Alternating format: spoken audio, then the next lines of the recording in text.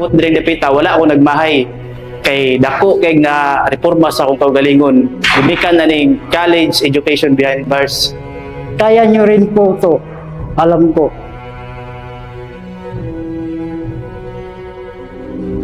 Mula sa araw na ito, kayo ay hindi lamang PDLs, you are also scholars ng bayan, degree holders, and history makers.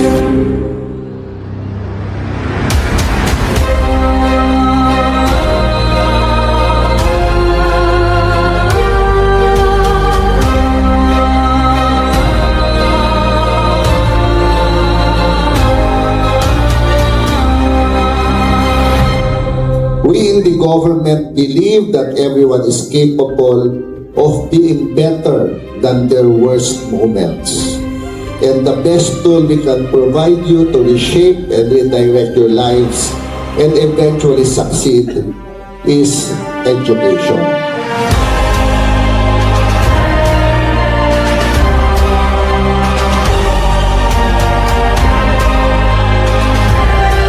Ako di ay si Julius Ambid. Sa akong pag-abot diri dapita wala ako nagmahay kay dako kay na reforma sa akong kaugalingon. Gibikan na ning college education behind bars.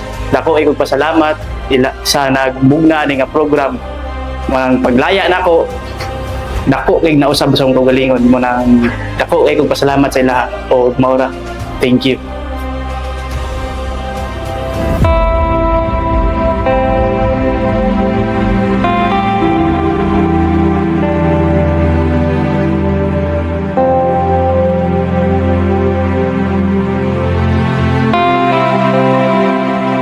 Today's PDLs are tomorrow's neighbor. Improve life of PDLs, education, job training, which according to research reduce the recidivism rate, increase employment rate, increases wages.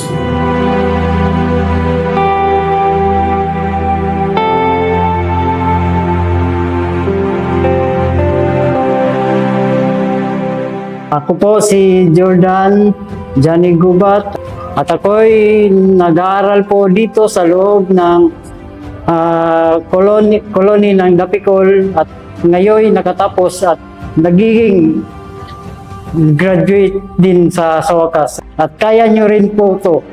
Alam ko.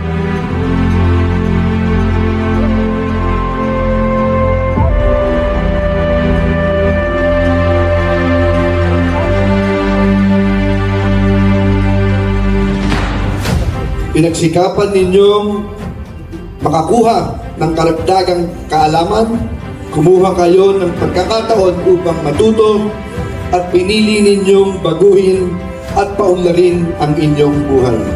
Hindi lamang kayo nakapagtapos ng kolehiyo, kundi nagawa nyo rin ito sa ilalim ng mga kalagayang nangangailangan ng matinding determinasyon, katatagan at pagsisikap.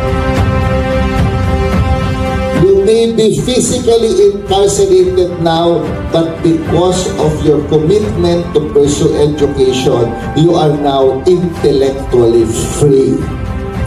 Now I ask you to use this freedom to rewrite your story.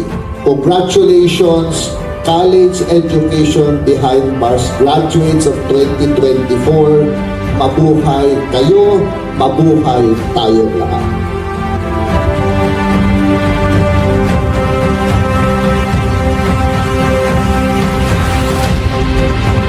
Kami ang mukha ng bagong Pilipinas.